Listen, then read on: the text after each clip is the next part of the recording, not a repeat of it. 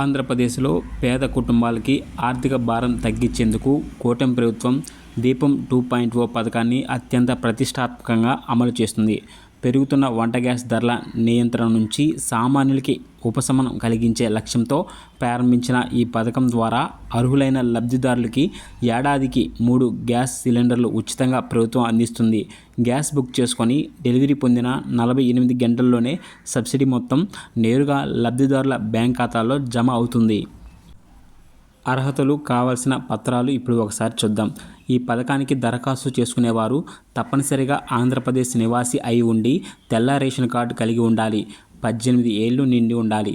Ration card, Aadhaar card, gas connection 3 ఒకే వ్యక్తి పేరు మీద ఉండి బ్యాంక్ ఖాతాలో ఆధార్ లింక్ NPCI మ్యాపింగ్ అయి ఉండాలి.